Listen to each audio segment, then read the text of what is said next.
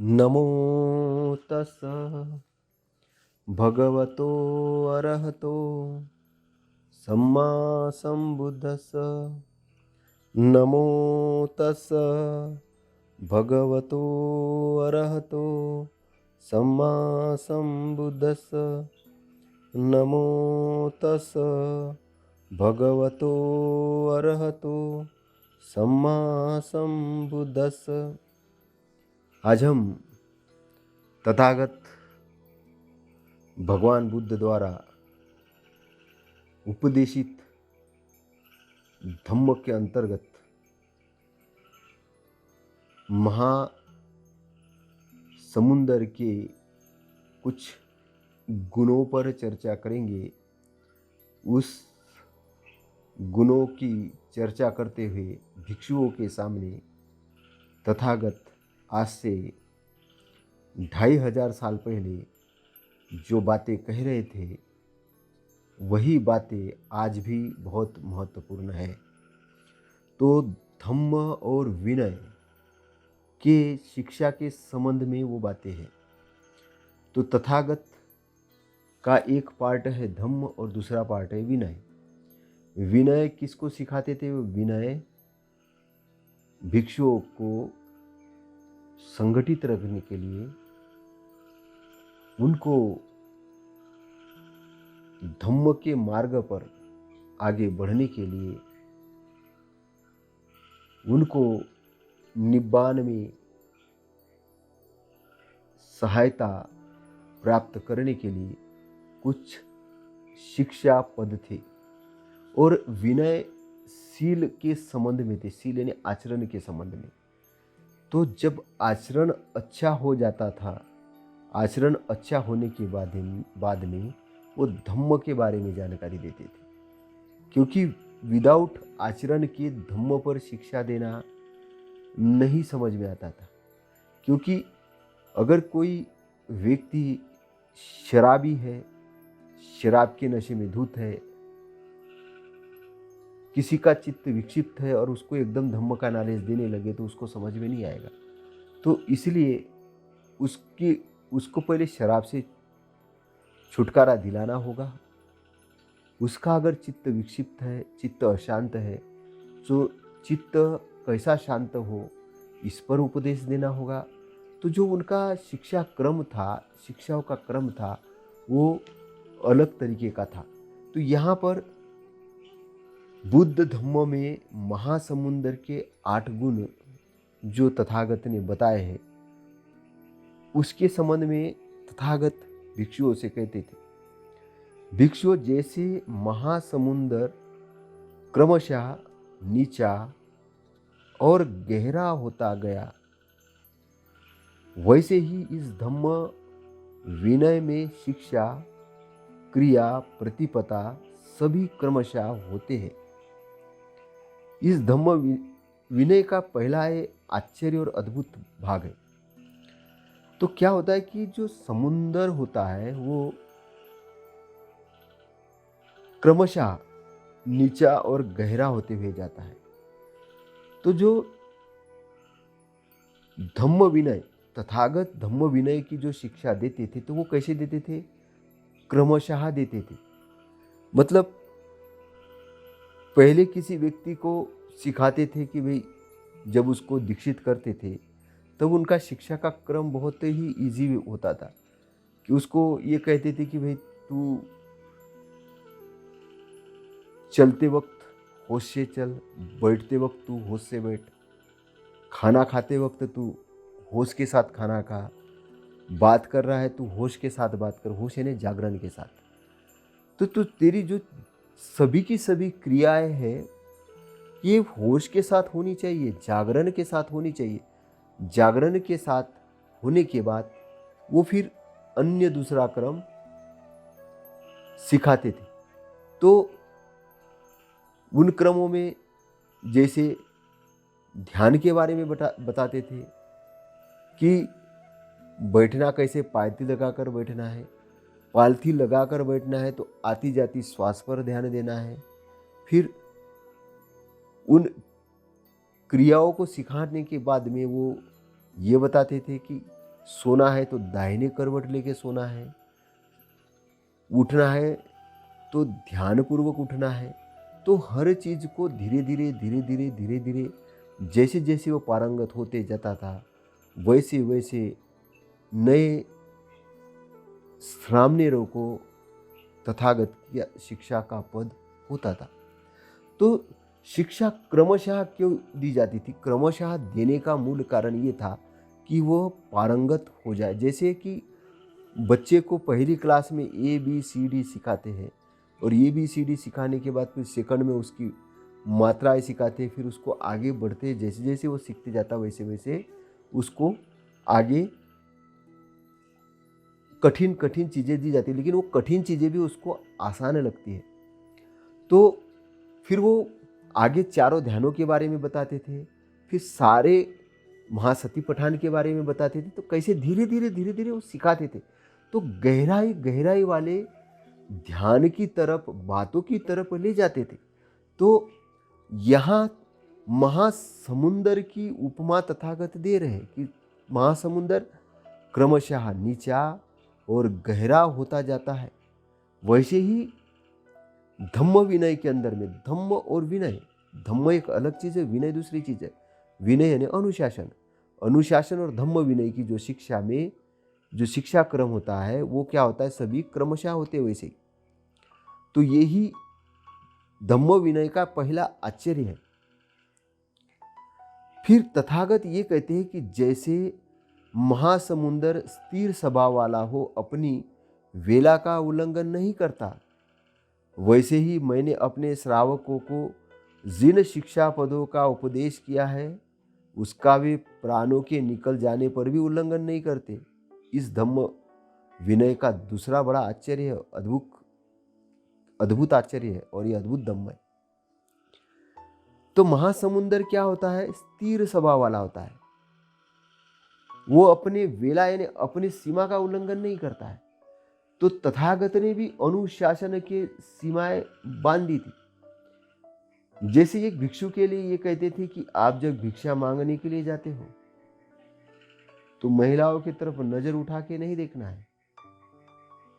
चलते समय चक्रमन ध्यान करते हुए चलना है। पैर को होश के साथ उठाना है, होश के साथ रखना है। पात्र होश के साथ उठाकर चलना है। हर क्रिया में आपकी जागृति रहनी चाहिए। और किसी के घर के सामने भी खड़े होना है तो डिसिप्लिन अनुशासन के साथ खड़े होना है। भिक्षा भी ग्रहण करनी है तो अहोभाव से ग्रहण करनी है। तो सारा का सारा कार्यक्रम उनका जागरण वाला कार्यक्रम था। तो किसी भी सीमा का यानी अनुशासन का कोई भिक्षु उल्लंघन नहीं करता था, वो डिसिप्लिन सिखाते थे। तो डिसिप्लिन सिखाने के पीछे का जो उद्देश्य रहता था वो उद्देश्य ये रहता था कि भिक्षु जागरण की अवस्था में आ जाए और जागरण की अवस्था में आके धम्म के मार्ग पर आरूढ़ हो, धम्म को समझे। तो समुंदर जिस प्रकार के अपनी सीमा का उल्लंघन नहीं करता, तो मेरे श्रावक भी यानी श्रावक यानी श्रवण करने वाले, जो धम्म को श्रवण करने वाले, धम्म के मार्ग पर अपने आप को आरूढ़ करने वाले, धम्म की शिक्षा ग्रहण करने वाले शिष्य, ये उनके शिक्षा पदों का उल्लंघन नहीं करते हैं। चाहे प्राण निकल जाए, चाहे प्राण निकल जाए, प्राण भी निकल जाए चलेगा, लेकिन शिक्षा पद का उल्लंघन नहीं करते। तो क्या उसमें प्राण निकल जाते थे? नहीं, प्राण नहीं निकल जाते थे, लेकिन ऐसा कहने की बात है कि प्राण भी निकल जाए तो भी उल्लंघन नहीं करते थे। तो धम्म विनय का यह दूसरा आश्चर्य है। फिर तीसरा, भिक्षु जैसे महासमुंदर अपने में कोई मृतक शरीर नहीं रहने देता, वैसे ही जो पुरुष दुश्शील है उसके साथ संग नहीं रहता है। इस धम्म विनय का यह तीसरा आश्चर्य अद्भुत धम्म है। अब संघ के अपने नियम थे। संघ कि अंदर में दुश्शील, कोई कहे कि मैं बहुत महिलाओं के साथ वेश्यागमन करता और संघ के अंदर रहता हूँ, तो रहने की मनाही थी। कोई कहे कि मैं चोरी करके अपनी जीविका कमाता और संघ के अंदर रहता हूँ, तो नहीं। संघ के अपने नियम थे। संघ के अंदर रहने वाले जो भिक्षु थे वो कैसे थे? अनुशासनात्मक थे। तो समुंदर अपने अंदर मृत किसी भी जीव को नहीं रहने देता। अगर मरा हुआ मुर्दा समुंदर में डाल दिया जाए तो वो समुंदर किनारे पे फेंक देगा। किसी भी मरे हुए जानवर को समुंदर अपने अंदर नहीं रहने देता, वो फूल कर ऊपर आता है और किनारे पे फेंक दिया जाता है। ऐसे धम्म विनय के अंदर में भी कोई भी जो शिक्षा पदों को नहीं ग्रहण करता, जो दुश्शील है, जिस दुश्शील का मतलब कि वो आचरण अच्छा नहीं है, उसका आचरण अच्छा नहीं है, तो संघ उसके साथ में नहीं रहता। क्योंकि संघ उसके साथ में रहेगा तो क्या होगा कि संघ के लोग भी बिगड़ सकते हैं, ये बात भी सत्य है। और दूसरा, वो दुश्शील आदमी है, जब वो सुशील बनेगा तो संघ के साथ रहेगा, लेकिन दुश्शील है और दुश्शील बन के रहना चाहता है तो नहीं रह सकता। तो संघ के अपने नियम थे, संघ के अपने नियम थे और उस नियम के हिसाब से संघ चलता था। भिक्षुओं, जितनी बड़ी बड़ी नदियां हैं सभी महासमुंदर के नाम से ही जानी जाती है। अब नदियां होती है वो समुंदर के अंदर जाती तो उनका नाम क्या हो जाता? खत्म हो जाता है, वो महासमुंदर बन जाती है। वैसे जितने भी क्षत्रिय, ब्राह्मण, वैश्य, शूद्र, चारों वर्ण के जो लोग हैं इस धम्म विनय में घर से बेघर होकर प्रयोजित होते हैं, वे पहले अपने नाम और गोत्र को छोड़ सभी बौद्ध भिक्षु इस नाम से जाने जाते हैं। इस धम्म विनय का चौथा धम्म है। तो इस धम्म विनय के अंदर में अब क्या था कि वर्ण व्यवस्था के अंदर में ब्राह्मण है, क्षत्रिय, वैश्य, शूद्र है, ये चार वर्ण के, तो कोई भी बौद्ध धम्म के अंदर दीक्षित होकर बौद्ध भिक्षु बन सकता था। और जैसे बौद्ध भिक्षु बन जाता था तो उसका गोत्र, वर्ण वगैरह सब छोड़ दिए जाते थे। वो केवल एक ही नाम से जाना जाता था, ये बौद्ध भिक्षु है। उसका नाम परिवर्तित हो जाता था, वो पुराना नाम उसका गायब हो जाता था, उस नाम से उसको कोई लेना देना नहीं रहता था। क्योंकि धम्म कैसा है? महासमुंदर जैसा है। नदी की क्या पहचान है? समुंदर के अंदर में नदी जाके मिक्सअप हो जाती है। वैसे ही धम्म के अंदर में कोई भी वर्ण का व्यक्ति अगर चला जाता है, आ जाता है, तो वो वर्ण विहीन हो जाता है, वो एक बौद्ध भिक्षु हो जाता है। तो ये बहुत बड़ा समानता का उपदेश तथागत बता रहे हैं कि मेरा जो धम्म है वो कैसा है? महासमुंदर जैसा है। फिर पांचवी बात तथागत ये कहते हैं, भिक्षु जैसे उससे महासमुंदर की कुछ घटती बढ़ती नहीं होती,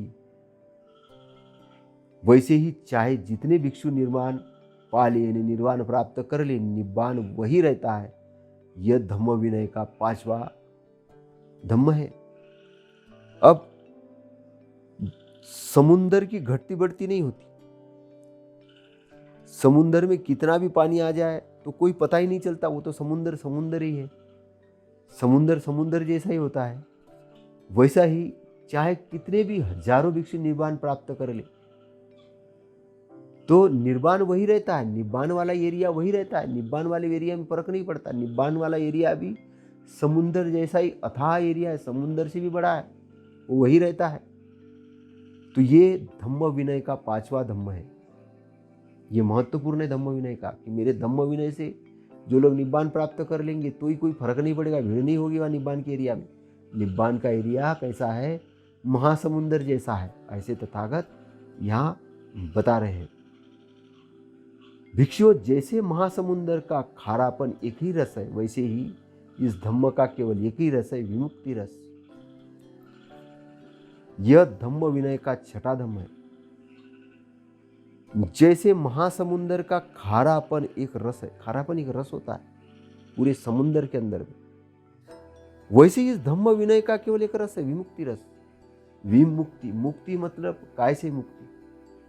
सारे मैल से मुक्ति, एक मैलों से मुक्ति, चित्त के अंदर जितने भी मैले समाप्त हो जाएंगे और समाप्त होने के बाद एक विमुक्ति रस आता, तो प्रज्ञा की भी विमुक्ति हो जाती, प्रज्ञा की भी विमुक्ति होती है, चित्त की भी विमुक्ति होती है, श्रद्धा की भी विमुक्ति होती है। तो श्रद्धा भी पवित्र श्रद्धा हो जाती, चित्त भी शुद्ध हो जाता है और प्रज्ञा भी शुद्ध हो जाती। तो प्रज्ञा और श्रद्धा के माध्यम से चित्त की मुक्ति होती है और चित्त की मुक्ति होने के बाद में क्या होता है, वो जो व्यक्ति है वो एक रसवान हो जाता है। उसकी श्रद्धा सामान्य श्रद्धा नहीं होती, बलशाली श्रद्धा होती है। उसकी प्रज्ञा सामान्य प्रज्ञा नहीं होता, महाप्रज्ञाशाली होता है, महाप्रज्ञावान हो जाता है और वो चित्त पूर्णता मुक्त हो जाता है, विमुक्ति का सुख उसको मिलता है। तो एक रस है, धम्म के अंदर में एक रस है। उस रस का पान जो कोई धम्म विनय के मार्ग पर आता है वो करता है। तो जैसे समुद्र में खारापन होता है वैसे ही इस धम्म में एक रस है, वो विमुक्ति रस है। ये धम्म विनय का छठा अंग है। भिक्षुओं, जैसे महासमुंदर में अनेक रत्न भरे पड़े हैं, महासमुंदर के अनेक रत्न भरे पड़े, वैसे ही धम्म के अंदर अनेक रत्न भरे पड़े। जैसे 4 स्मृति प्रस्थान, सम्यक प्रधान, 4 रुद्धिपाद,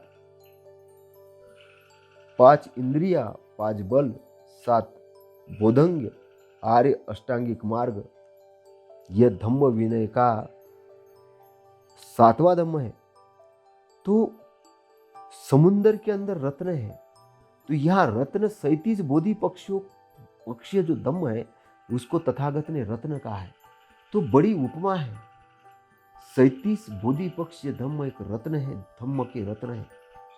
और इस रत्न को समझना होगा, प्रत्येक उपासक को, प्रत्येक भिक्षु को समझना होगा, जानना होगा कि तथागत ने इस 37 बोधि पक्षीय को, धम्म को रत्न क्यों कहा। क्योंकि बोधि पक्ष, बोधि यानी जागरण, जागरण किस लिए, जागरण भव बंधनों से मुक्ति के लिए, जन्म मरण के बंधन से मुक्ति के लिए, दुख मुक्ति के लिए, और अपने अंदर से सारी चीजें जो प्राप्त करने के लिए धम्म विनय के अंदर में, धम्म विनय के अंदर में, इस धम्म के अंदर में जो महत्वपूर्ण चीज है क्या है, इस धम्म के अंदर में, इस धम्म में अनेक रत्न भरे पड़े हैं। धम्म के अंदर में, धम्म विनय अलग चीज है, धम्म अलग चीज है ना, विनय है ना अनुशासन, लेकिन इस धम्म के अंदर में कौन से रत्न है, वो रत्न है। धम्म तो बहुत बड़ा है लेकिन धम्म के अंदर भी रत्न है।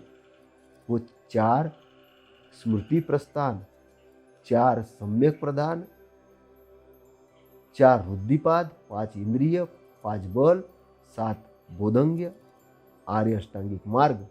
तो इस प्रकार ये जो 37 बोधि पक्षीय धम्म है, ये धम्म विनय के, धम्म के अंदर में रत्न है। तो यह धम्म विनय का 7वां धम्म है। भिक्षुओं, जैसे महासमुंदर में बड़े जीव रहते हैं वैसे ही धम्म विनय में बड़े बड़े जीव रहते हैं।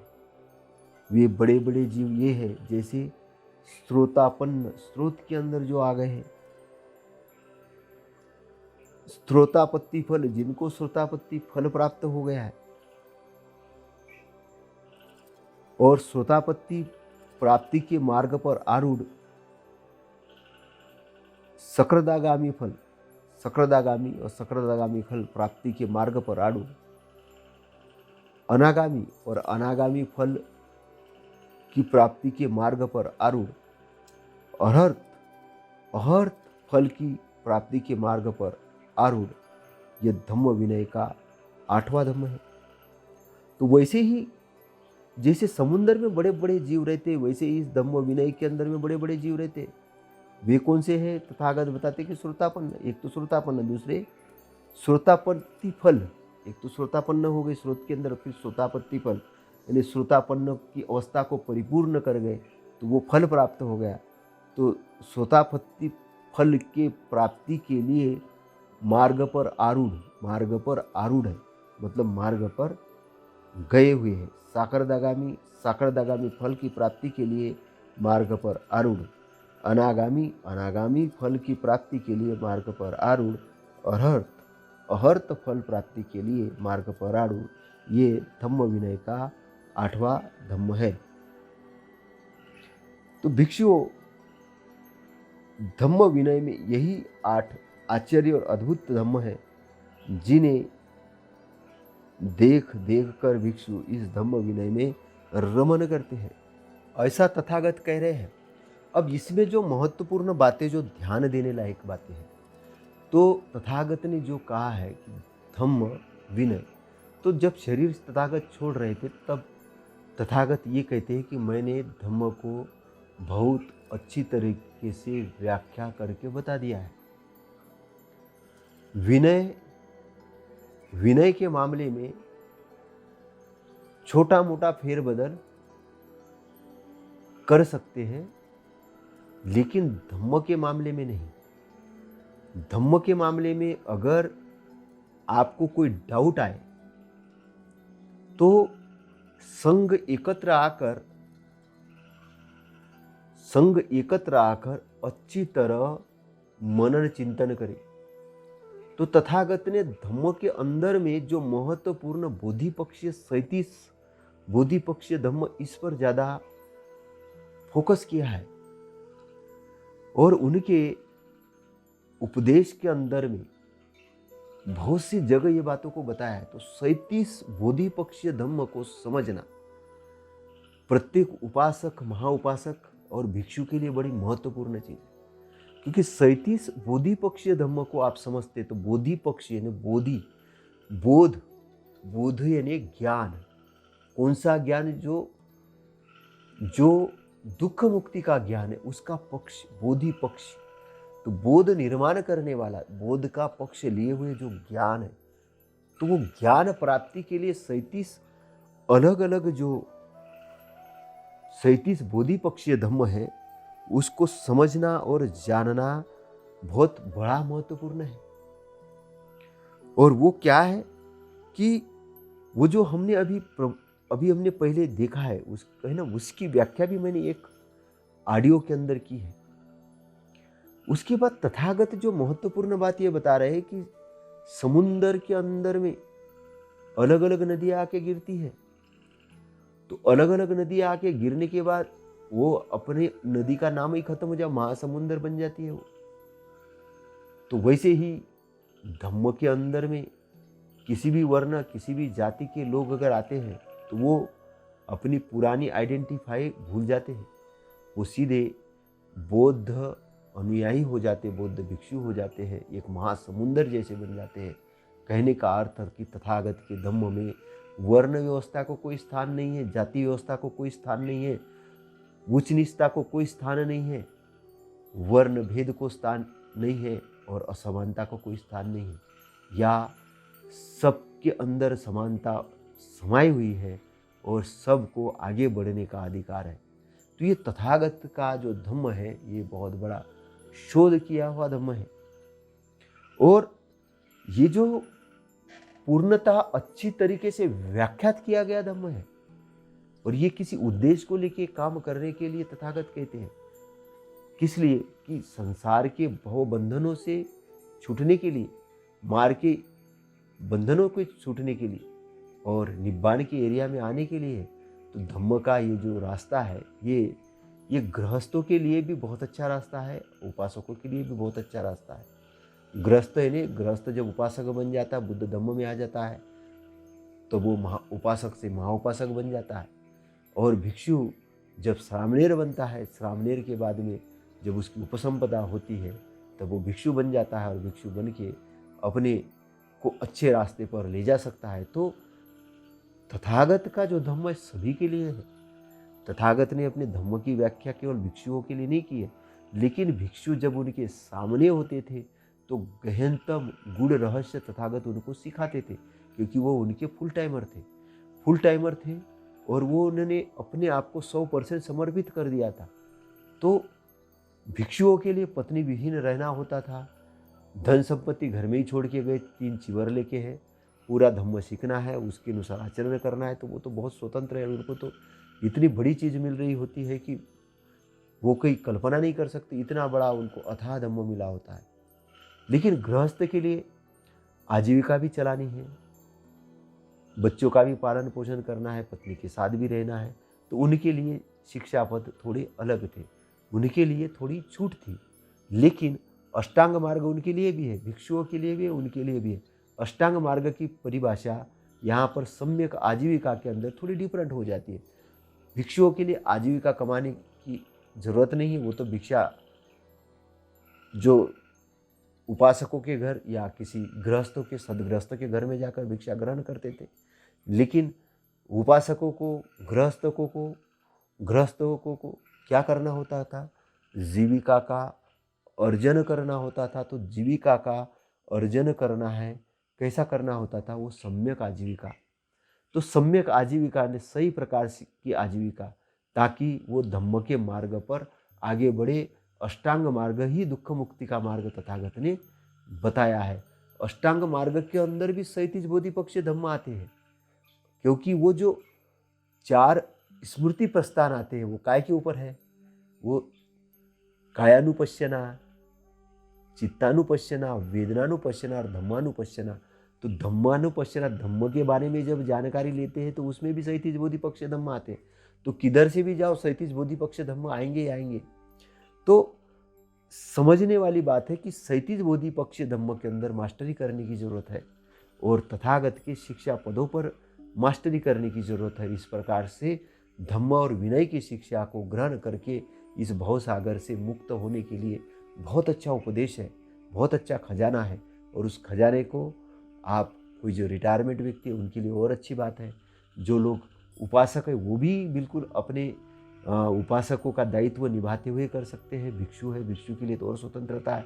तो इस प्रकार से पूरी दुनिया के अंदर एक उन्नति का शासन स्थापित किया जा सकता है और उन्नति का शासन स्थापित करते हुए इस तथागत के द्वारा उपदेशित धम्म से एक सुख के मार्ग पर आया जा सकता है, सबको लाया जा सकता है और दुख से मुक्त होया जा सकता है। तो दुख मुक्ति का मार्ग है, दुख मुक्ति का मार्ग सुख प्राप्ति का मार्ग, दुख मुक्ति का मार्ग ही सुख प्राप्ति का मार्ग है।